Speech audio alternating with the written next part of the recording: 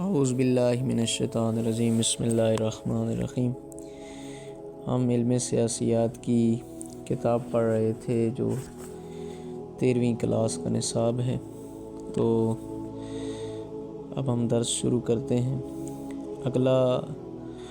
جو سوال ہے وہ یہ کہ علم سیاسیات کے مطالعہ کے کیا فوائد ہیں اور اس کی افادیت کیا ہے، اور اسی طرح یہ بھی سوال ہو سکتا ہے کہ علم سیاسیات کے مطالعہ کی کیا اہمیت ہے۔ تو ان تمام سوالات کا ایک ہی جواب ہے جو ابھی ہم آپ کے سامنے ذکر کریں گے۔ تو ذکر کرتے ہیں علم سیاسیات کے مطالعہ کی افادیت، utility of the study of political science. جدید دور میں علم سیاسیات کا مطالعہ انتہائی اہمیت کا حامل ہے۔ اس کا اندازہ اس بات سے لگایا جا سکتا ہے کہ آج کوئی بھی انسان، چاہے وہ تعلیم یافتہ ہے یا ان پڑھ، علم سیاسیات سے کسی نہ کسی طور منسلک رہتا ہے، کیونکہ ہر انسان کی روزمرہ زندگی میں پیش آنے والے واقعات دراصل براہ راست یا بالواسطہ علم سیاسیات سے متعلق ہیں۔ اب نیچے ہم بحث کرتے ہوئے افادیت کو ذکر کرتے ہیں۔ سب سے پہلے تو یہی ذکر کرتے ہیں کہ علم سیاسیات کا مطالعہ جو ہے وہ ضروری ہے، کیونکہ جو انسان اس وقت جس زمانے میں زندگی گزار رہا ہے، انسان کو پتہ ہونا چاہیے کہ میں کس نظام کے تحت زندگی گزار رہا ہوں اور میرے ارد گرد کیا ہو رہا ہے، میرے ملک اور اسی طرح عالمی جو خبریں ہیں اسے معلوم ہونی چاہیے۔ تو ایک جو تعلیم یافتہ ہے یا ان پڑھ انسان ہے، اس کے لیے بھی علم سیاسیات جو ہے وہ ضروری ہے۔ آگاہی، علم سیاسیات سے یہ مراد نہیں ہے کہ انسان اب کتاب لے کر ساری وہ چیزیں پڑھنی شروع کر دے، بلکہ علم سیاسیات کے جو موضوعات ہیں ان کے متعلق آگاہی، اس میں انسان کی زندگی کا جو بہت سارے انسان کی زندگی کے شعبہ جات ہیں وہ علم سیاسیات سے تعلق رکھتے ہیں۔ تو خواہ نخواہ جو انسان سے چیزیں تعلق رکھتی ہیں، انسان کا جن چیزوں سے واسطہ پڑتا ہے، انسان خود بخود ان کے متعلق آگاہی اور معلومات پیدا کر لیتا ہے۔ تو ذکر کرتے ہیں افادیت میں سب سے پہلے سیاسی شعور کی بیداری، اویکننگ آف پولیٹیکل کانشیسنس۔ علم سیاسیات کے مطالعہ سے ریاست میں بسنے والے افراد سیاسی طور پر بیدار ہوتے ہیں۔ ان کو اپنی روزمرہ زندگی میں پیش آنے والے مسائل کے حل کے لیے سوچنا پڑتا ہے، جس سے وہ عملی طور پر علم سیاسیات کو سمجھتے ہیں اور پھر وہ مطالعہ سے اپنے مسائل کو آسان طریقے سے حل کرتے ہیں۔ مختلف ملکوں میں عوام کا سیاسی شعور مختلف ہوتا ہے۔ دراصل ہر ریاست کا اپنا نظام حکومت ہوتا ہے۔ کسی ریاست میں جمہوریت ہے تو کسی ریاست میں آمریت، کسی میں کمیونزم ہے اور کسی میں سوشلزم۔ بس ہر ریاست میں مختلف قسم کی پابندیاں افراد کے دل و دماغ پر گہرا اثر چھوڑتی ہیں۔ برطانیہ اور امریکہ کے عوام سیاسی لحاظ سے زیادہ باشعور ہیں، وہ سیاسی عمل میں بہت زیادہ بڑھ چڑھ کر حصہ لیتے ہیں۔ علم سیاسیات سے جو ایک فائدہ ہوتا ہے، یعنی اس علم سیاسیات کے پڑھنے سے، وہ یہ کہ انسان کو پتہ چل جاتا ہے کہ میں جس ملک کے اندر رہ رہا ہوں، آیا یہ نظام درست ہے یا نہیں ہے، اس میں کیا فوائد ہیں، کیا نقصانات ہیں، اور اسی طرح جتنے بھی نظام ہیں ان نظام کے متعلق انسان آگاہی پیدا کر سکتا ہے، معلومات پیدا کر سکتا ہے، اور انسان کے اندر سیاسی شعور جو ہے وہ بیدار ہو سکتا ہے علم سیاسیات کے مطالعے سے۔ فرائض کا نمبر 2 ہے فرائض کا ادراک، اویئرنیس آف ڈیوٹیز۔ علم سیاسیات کے مطالعہ سے ریاست کے افراد کو اپنے فرائض کی پہچان ہوتی ہے، اور جب افراد اپنے فرائض کو پہچان لیتے ہیں تو پھر خوشحالی اس ریاست کا مقدر بن جاتی ہے۔ ترقی یافتہ ملکوں میں عوام اپنے فرائض پر کڑی نظر رکھتے ہیں اور حکومت پر بے جا تنقید نہیں کرتی، اس لیے وہاں کی حکومتیں بھی عوام کے حقوق کے تحفظ کے لیے پوری ایمانداری سے کام کرتی ہیں۔ کسی بھی حکومت کے اندر جب عوام کو اپنے فرائض کا پتہ ہوگا کہ میرا فرض کیا ہے، تو خواہ نخواہ ہر انسان جب اپنا فریضہ پورا کرے گا تو خوشحالی اور سکون انسان کو جو ہے وہ حاصل ہو جائے گا۔ تو علم سیاسیات کے مطالعے سے انسان کو دوسری جو چیز حاصل ہوتی ہے وہ یہ کہ اپنے فرائض کا ادراک اور انسان کو اپنے فریضے کی آگاہی اور ادراک ہو جاتا ہے کہ میرا فریضہ کیا ہے اس حکومت کے اندر رہتے ہوئے، ریاست کے اندر رہتے ہوئے۔ تیسرا پوائنٹ ہے حقوق کا تحفظ، پروٹیکشنز آف رائٹ۔ علم سیاسیات کے مطالعے سے پتہ چلتا ہے کہ دراصل حقوق و فرائض ایک دوسرے سے الگ نہیں ہو سکتے۔ اگر کسی ریاست میں افراد اپنے فرائض پورے نہیں کرتے تو ان کو اپنے حقوق کا مطالعہ نہیں کرنا چاہیے۔ لہٰذا علم سیاسیات ہمیں یہ بتاتا ہے کہ اگر کوئی فرد اپنے جائز حقوق حاصل کرنا چاہتا ہے تو پہلے وہ اپنے فرائض ادا کرے۔ مثلاً اگر کوئی شخص ڈاکٹری کی ڈگری حاصل کرنا چاہتا ہے تو اس کا فرض ہے کہ وہ محنت سے مطلوبہ علم حاصل کرے۔ اس کے بعد ریاست کا فرض ہے کہ وہ اس محنت کرنے والے شخص کو ڈگری دے جو اس کا حق ہے۔ تو دوسرے نمبر پہ انسان کو حقوق کا بھی تحفظ ہوتا ہے علم سیاسیات سے۔ جب انسان کو اپنے حقوق کا پتہ چلتا ہے کہ اس ملک کے اندر یہ نظام ہے، یہ قانون، اور اس کے تحت میرا یہ حق ہے اور مجھے یہ حق ملنا چاہیے، تو انسان اپنے حقوق کو بھی جو ہے وہ جان لیتا ہے اور اپنے حقوق کو حاصل کر سکتا ہے۔ لیکن ایک نقطہ جو ہے وہ یہ کہ حقوق و فرائض یہ ایک دوسرے سے مرتبط ہیں۔ جو آپ کا فریضہ ہے وہ دوسرے کا حق ہے، اور جو آپ کا حق ہے وہ کسی دوسرے شخص کا فریضہ ہے۔ تو لہٰذا جب آپ اپنے فرائض پورے کریں گے تو خواہ نخواہ آپ کے حقوق بھی آپ کو میسر آئیں گے اور آپ کو مل جائیں گے۔ چوتھا پوائنٹ ذکر کرتے ہیں رواداری اور معاملہ فہمی کا فروغ،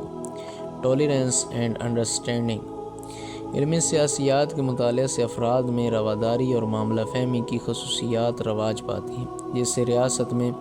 افراد ایک دوسرے کی بات کو اہمیت دیتے ہیں اور پوری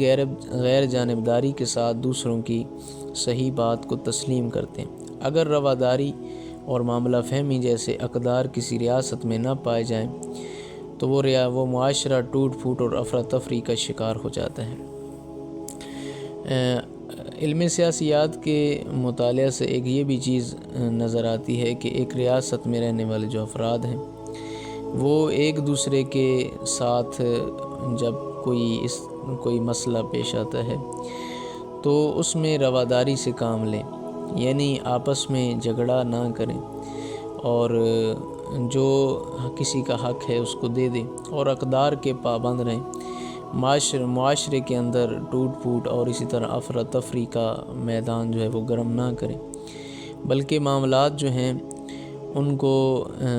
معاملہ فہمی سے کام لیتے ہوئے اور رواداری سے کام لیتے ہوئے معاملات کو سلجھانے اور معاملات کو ٹھیک کرنے کی کوشش کریں۔ پانچواں پوائنٹ ذکر کرتے ہیں کہ عدل و انصاف کا فروغ، ڈیولپمنٹ آف جسٹس۔ علم سیاسیات کے مطالعے سے پتہ چلتا ہے کہ رواداری اور معاملہ فہمی جیسے اقدار ریاست میں عدل و انصاف کو فروغ دیتی ہیں اور معاشرے میں عدل و انصاف کا بول بالا ہوتا ہے، جس میں کسی امیر کو غریب پر فوقیت نہیں دی جاتی بلکہ مساوات کے اصول کو مد نظر رکھتے ہوئے غیر جانبداری سے فیصلے کیے جاتے ہیں۔ یونانی مفکر افلاطون پلاٹو کا کہنا ہے کہ give the devil his due۔ وہ فرماتے ہیں یعنی اگر کوئی برا انسان بھی اچھا کام کرتا ہے تو اس کی تعریف ضرور کرنی چاہیے، کیونکہ یہی بات انصاف کے تقاضوں کو پورا کرتی ہے۔ تو علم سیاسیات کے مطالعے سے جو ایک اور چیز حاصل ہوتی ہے وہ یہ کہ عدل و انصاف کو بھی فروغ ملتا ہے جب انسان رواداری معاملہ فہمی سے کام لیتا ہے اور اقدار کا پابند رہتا ہے۔ تو خواہ نخواہ اقدار میں سے ایک عدل و انصاف بھی ہے، تو معاشرے کے اندر جب عدل و انصاف ہوتا ہے تو ظاہراً ہر انسان کا جو حق ہے اس کو حق اس کا مل جاتا ہے، اور جو اس کے حقوق ہیں وہ پامال نہیں ہوتے۔ تو علم سیاسیات کے مطالعے سے یہ بھی چیز جو ہے یہ بھی سامنے آتی ہے۔ اگلا نقطہ ذکر کرتے ہیں کہ معاشرتی ترقی، سوشل ڈیولپمنٹ۔ معاشرتی ترقی کے لیے ضروری ہے کہ معاشرے میں حقوق و فرائض کو سمجھنے والے افراد ہوں، کیونکہ ایسے افراد اعلیٰ معاشرتی و سماجی اقدار کو سمجھ سکتے ہیں۔ اعلیٰ اقدار کو سمجھنے کے لیے علم سیاسیات کا مطالعہ از حد ضروری ہے۔ اس سے معاشرتی ترقی اور خوشحالی کی طرف گامزن ہوتا ہے اور سماجی امن و سکون جو ہے وہ قائم ہوتا ہے۔ تو وہی پرانی جو باتیں پہلے ذکر کی ہیں انہی کو ذکر کر رہے ہیں کہ معاشرے کے اندر جب اقدار قائم ہوں گی تو اس وقت معاشرے کے اندر خوشحالی آئے گی۔ تو لہٰذا اقدار جو ہیں ان کا قائم کرنا یہ ضروری ہے، اور جب اقدار قائم ہو جائیں گی تو انسانی معاشرہ جو ہے اور سماج جو ہے وہ امن و امان کا گہوارہ بن جائے گا، امن و امان قائم ہوگا۔ آگے نقطہ ذکر کرتے ہیں قانون کی حاکمیت، رول آف لا۔ ریاست اپنے نظام کو بہتر طریقے سے چلانے کے لیے قوانین وضع کرتی ہے۔ ان قوانین کی پابندی ریاست کے ہر شہری اور ہر ادارے پر لاگو ہوتی ہے۔ علم سیاسیات ہم ان قوانین کی افادیت سے آگاہ کرتا ہے، جن کے احترام سے ریاست کے افراد کی زندگی پر سکون اور منضبط ہو جاتی ہے، سکون جو ہے پرسکون ہو جاتی ہے اور منضبط ہو جاتی ہے، یعنی انسان کی زندگی کے اندر ایک ضابطہ پیدا ہو جاتا ہے، سکون کا عالم جو ہے انسان سماج کے اندر اور انسانی زندگی کے اندر آ جاتا ہے، وہ جانی مالی نقصان سے محفوظ رہتے ہیں۔ ریاست کا قانون تمام انسانوں پر یکساں طور پر لاگو ہوتا ہے اور کوئی بھی قانون سے بالاتر نہیں ہوتا۔ علم سیاسیات کے مطالعے سے ایک جو چیز یہ ہے کہ ریاست جب قانون بناتی ہے تو ان قوانین کی پابندی کرنا تمام شہریوں کے لیے ضروری ہے کہ وہ ان قوانین کی پابندی کریں۔ قانون جو ہے وہ سب کے لیے ایک ہی طرح کا ہوتا ہے، لیکن اس وقت دیکھیں ہر نظام کے اندر دیکھیں، چاہے آپ مشرق میں دیکھیں مغرب میں دیکھیں، اس وقت تو تقریباً جو اہل اقتدار ہیں یا جو لوگ مال و ثروت رکھتے ہیں وہ ہمیشہ دوسروں کے حقوق کو غصب کر لیتے ہیں، اور بہت شاذ و نادر ہے کہ جو نظام اس وقت دنیا کے اندر رائج ہیں ان کے اندر انسان کو جو ہے وہ اپنے حقوق میسر آ سکیں۔ قانون کی حاکمیت کی بات کی جاتی ہے، لیکن قانون کی حاکمیت فقط غریب عوام اور وہ لوگ کہ جن کا کوئی بس نہیں چلتا ان کے لیے ہوتی ہے۔ باقی جو بڑے طبقات ہیں اس وقت وہ حالت ہمارے سامنے ہے کہ وہ کیا کر رہے ہیں، اور اس وقت قانون کی حاکمیت کن لوگوں پر حاکم ہے۔ بس قانون کی حاکمیت جو ہے وہ عوام کے لیے ہوتی ہے، باقی لوگ جو غریب عوام ہیں بیچاری تو سب قانون کے دائرے میں ہی ان کو رکھا جاتا ہے، باقی سب کو قانون کے دائرے سے خارج کیا جاتا ہے کہ وہ جو مرضی کریں، ان کے لیے کوئی قانون نہیں ہے۔ لیکن یہ ہے کہ قانون اگر دین اسلام کو دیکھیں اور دین اسلام نے اور اسلامی نظام نے جو قانون وضع کیے ہیں اس کو دیکھیں تو اس اعتبار سے اور قانون کے مطابق، دین اسلام کے قانون کے مطابق جو عہدے ہیں یا جن لوگوں کے پاس حکومت ہونی چاہیے وہ بھی ہر شخص کو حکومت کے اندر آنے کا حق نہیں ہے، بلکہ اس کی خاص شرائط ہیں۔ تو لہٰذا جب اسلامی نظام ہوگا تو ہم کہہ سکتے ہیں کہ قانون کی حاکمیت ہوگی، لیکن ورنہ یہ جو باتیں ابھی بتائی جاتی ہیں اور کہا جاتا ہے یہ فرضی باتیں ہیں اور بس ذہن کے اندر ڈالنے کے لیے کی جاتی ہیں۔ اگلا پوائنٹ ذکر کرتے ہیں بارکیف سیاسی اخلاقیات کا فروغ، ڈیولپمنٹ آف پولیٹیکل ایتھکس۔ ریاست کے قوانین کا احترام معاشرے میں اخلاقی اقدار کو پروان چڑھاتا ہے۔ علم سیاسیات کے مطالعے سے معاشرے میں سیاسی اخلاقیات کو فروغ ملتا ہے۔ سیاسی قائدین اور سیاسی زعماء حقائق پر مبنی باتیں عوام تک پہنچاتے ہیں اور خواہ مخواہ اپنے مخالفین پر کیچڑ نہیں اچھالتے، کیونکہ وہ جانتے ہیں کہ رواداری اور معاملہ فہمی وہ اعلیٰ اقدار ہیں جن سے معاشرہ بڑی تیزی کے ساتھ ترقی کرتا ہے۔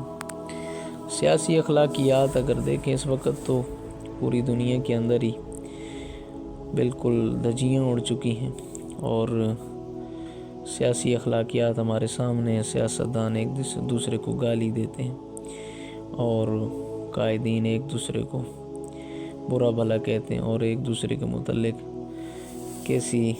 باتیں وہ ساری سوشل میڈیا پہ موجود ہیں، کیسی غلیظ اور گندے الفاظ ایک دوسرے کے متعلق کہتے ہیں۔ تو یہ آج جو سیاسی نظام متعارف ہیں ہمارے سامنے ہے، اس کے اندر سیاسی اخلاقیات جو ہمیں نظر آتی ہیں۔ بار کب یہ علم سیاسیات کے اندر تو خود اس علم کا تو تقاضا یہی ہے کہ قائدین اور جو سیاسی زعماء ہیں وہ حقائق پر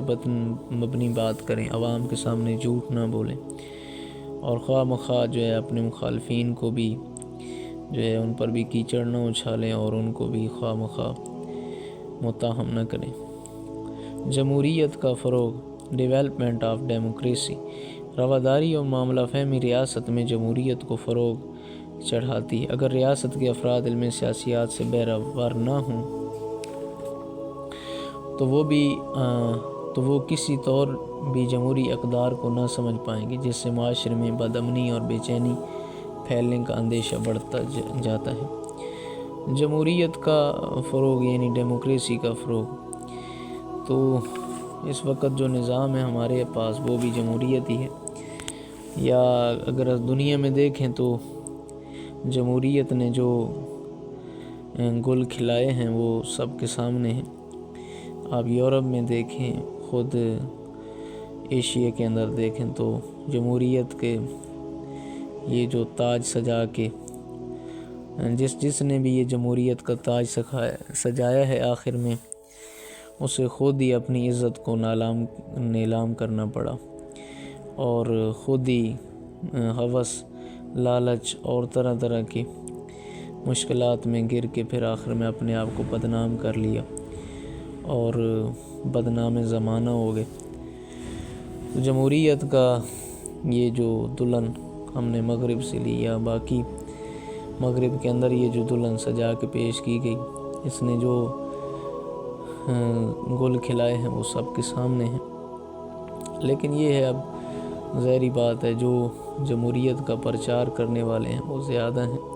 تو جمہوریت کا پرچار بھی زیادہ کریں، لیکن حقیقت میں دیکھیں تو جمہوریت ہم خود مسلمانوں کا اور اسلام کا دیا ہوا کوئی نظام نہیں ہے، بلکہ جمہوریت خود انسانوں کا بنایا ہوا، اور تقریباً 200 سال 210 15-20 سال پہلے فرانس نے اس نظام کو متعارف کروایا، اور آج یہ زور و شور کے ساتھ پوری دنیا کے اندر نظام رائج ہو رہا ہے اور اس وقت چل رہا ہے۔ اگلا نقطہ ذکر کرتے ہیں، بارکیف کتاب کے اندر ذکر ہے تو ہم بھی، کیونکہ ہم نے شروع میں ذکر کیا تھا کہ ہم بس اس کتاب کی روخانی کریں گے اور پڑھیں گے، اور ساتھ کئی مطلب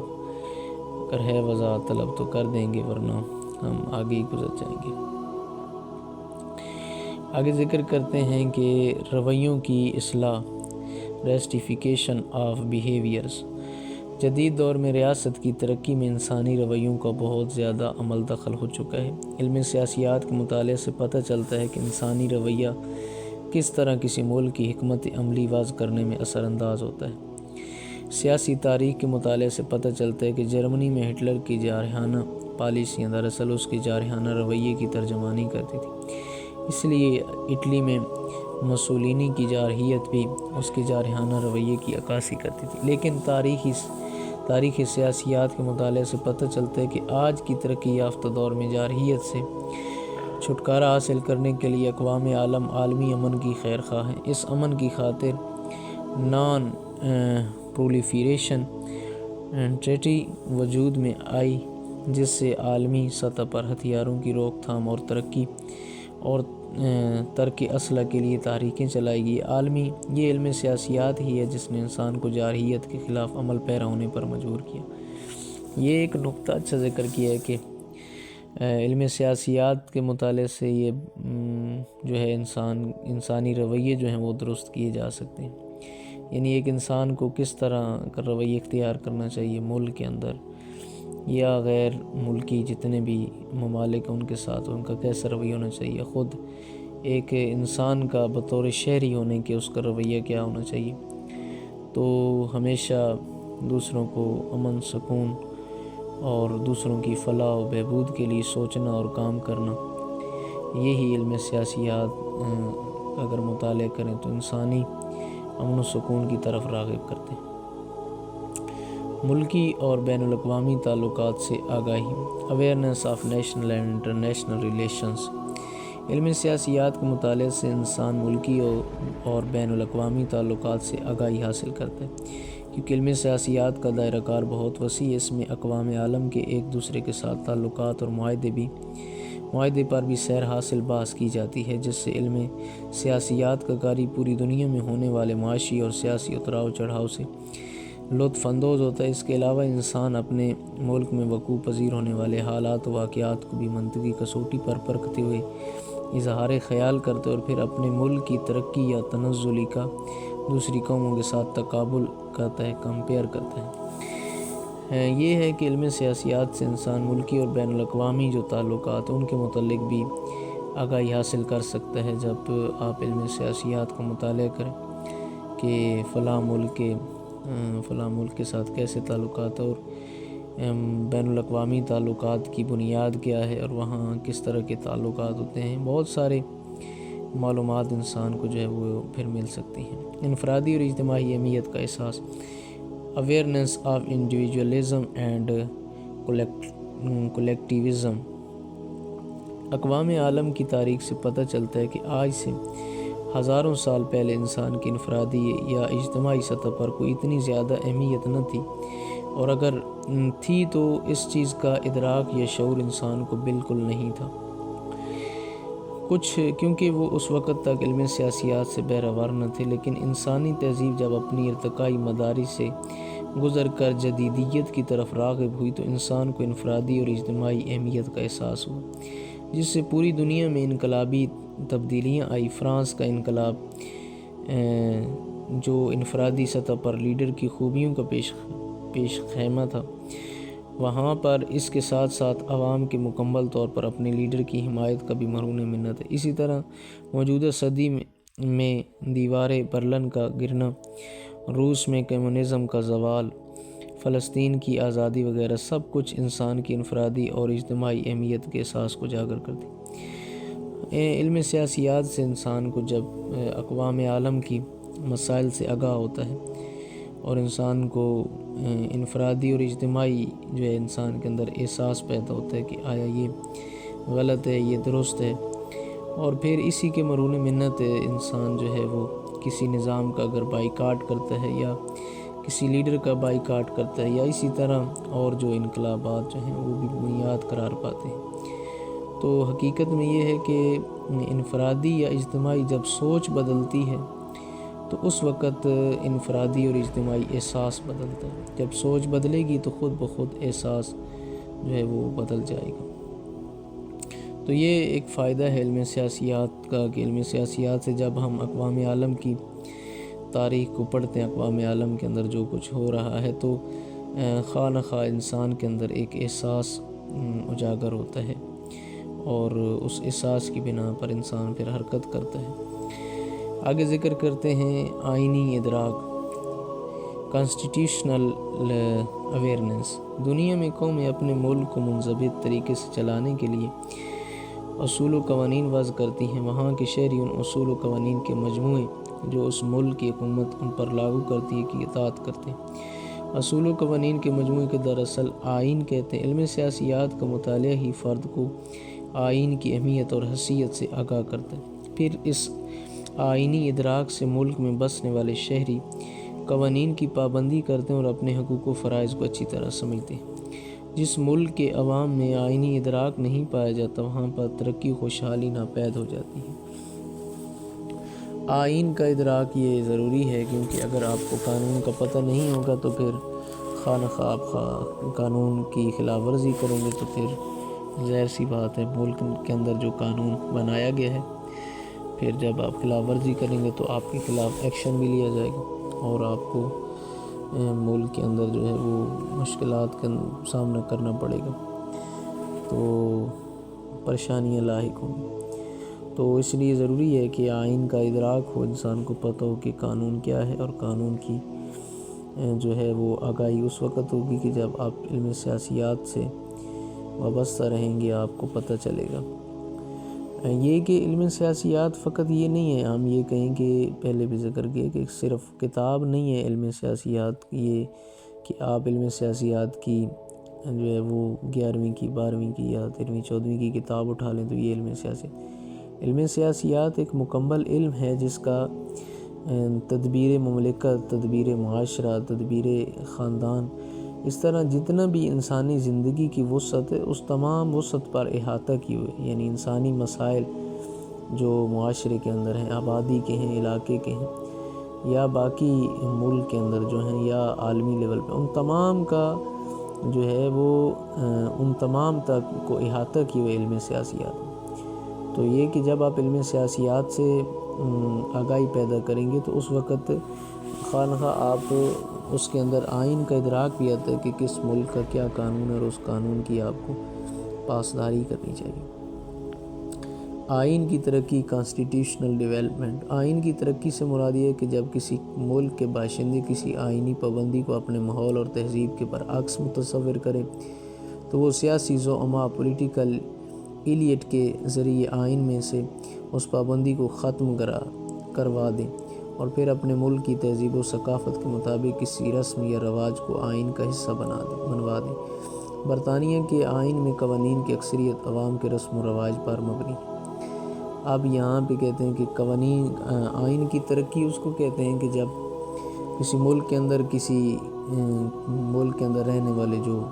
لوگ ہیں، اگر ان کو وہ آئین کی پابندی پسند نہیں ہے تو وہ، یا ان کی تہذیب و ثقافت اور ماحول سے سازگار نہیں، تو وہ سیاسی لیڈروں کے ذریعے سے اس آئین کو تبدیل کروا دیں، اور جو ان کی تہذیب و ثقافت کے ساتھ میلان رکھتی ہے چیز اور رسم و رواج کے ساتھ، اس کو آئین کا حصہ بنوا دیں۔ تو یہ کہتے ہیں کہ یہ آئین کا حصہ بن جائے گا اور یہ آئین کی حیثیت اختیار کر لے گی۔ تو دیکھیں ابھی یورپ کے اندر دیکھیں، باقی ممالک کے اندر دیکھیں، تو انہوں نے اپنے مزاج کے مطابق قوانین بنائے ہوئے وہاں پہ دیکھیں، کیونکہ مذہب کے اندر جو دین اسلام کے اندر پابندی ہے وہ وہاں پہ کہ غیر مسلم ممالک ہیں تو وہاں پہ یہ مذہبی جو قیود ہیں وہ نہیں ہیں وہاں ان پر، تو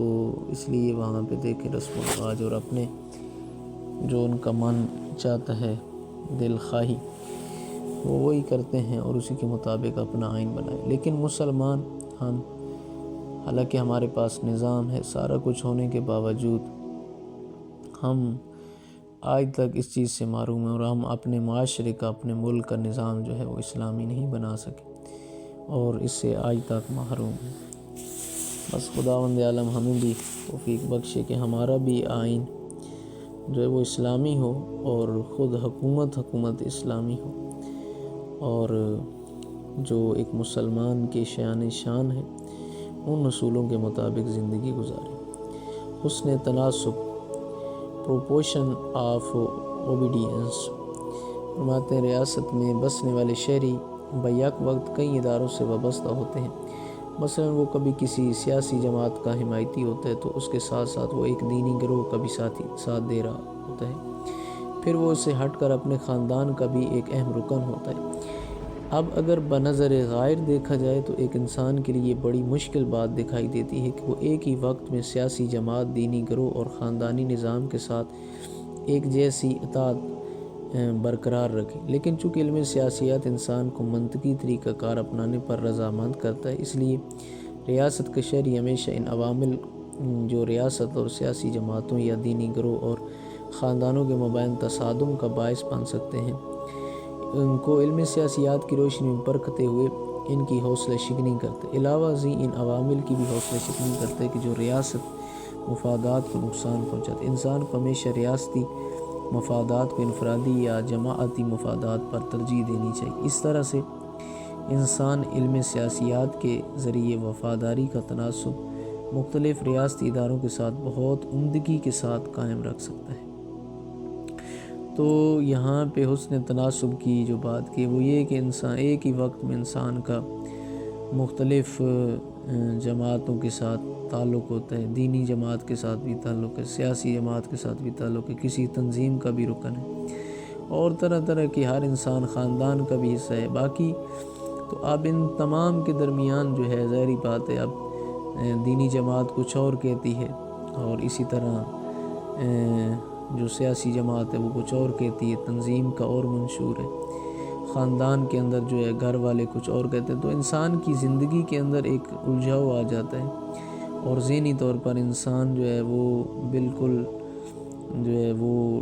دباؤ کا شکار ہو جاتا ہے کہ اب میں کس کی بات مانوں، کس طرف جاؤں۔ تو یہاں پہ یہ کتاب کے اندر صاحب کتاب نقل کرتے ہیں کہ وہ عوامل کو جو تصادم کا باعث بنتے ہیں ان کو آپ اپنی زندگی سے نکال دیں، یعنی آپ جو ہے وہ معتدل بن جائیں۔ جیسے یہ سیکولر سوچ ہے کہ آپ معتدل رہو، حقیقت میں یہ ہے کہ آپ حقیقت کو پرکھو اور حقیقت کے پیروکار رہو، حقیقت جس طرف بھی ہے آپ اس کے پیروکار رہو، نہ سیاسی جماعتوں کا رکن بنو اور نہ ہی دینی اس طرح یا تنظیموں کے رکن بنو، بلکہ آپ حقیقت کو پرکھو اور حقیقت کے ساتھ ہمیشہ جڑ کے رہو، اور حقیقت کے ساتھ جو ہے وابستگی وہ قائم رکھو۔ تو انشاءاللہ امید ہے کہ آج کا درس جو ہے وہ سمجھ آ گیا ہوگا۔ خداوند عالم آپ سب کو اور مجھے ان علوم کو سمجھنے کی توفیق دے۔ یہ کتابیں جو لکھی گئی ہیں وہ مصنفین جنہوں نے لکھی ہیں وہ بھی استاد ہیں اس چیز کے، لیکن یہ ہے کہ مشکل یہ ہے کہ جو علوم یہ پڑھائے جاتے ہیں یا جن لوگوں نے خود ان علوم کو ترویج کیا ہے وہ مسلمان بہت کم ہیں، لہٰذا اس کے اندر جو اصول ذکر ہوئے ہیں یا جو بنیادیں ذکر ہوئی ہیں وہ زیادہ تر انہی لوگوں کی تہذیب و ثقافت کے مطابق ہیں کہ جو اس وقت جو ہے ہم دیکھتے ہیں یورپ کے اندر۔ تو لہٰذا جب ہم یہ کتاب پڑھیں تو ساتھ ساتھ غور کریں، بلکہ لکیر کے فقیر بن کر کتاب کو نہ پڑھتے جائیں، بلکہ ساتھ غور بھی کریں کہ آیا یہ چیز جو ہے واقعی میں اس کا حقیقت کے ساتھ کوئی رابط ہے یا نہیں ہے، تو ان چیزوں کو بھی ساتھ پرکھتے جائیں۔ انشاءاللہ خداوند عالم ہم سب کو عقل و شعور سے کام لینے کی توفیق عطا فرمائے اور حقائق کو سمجھنے کی توفیق عطا فرمائے۔ والسلام علیکم ورحمۃ اللہ۔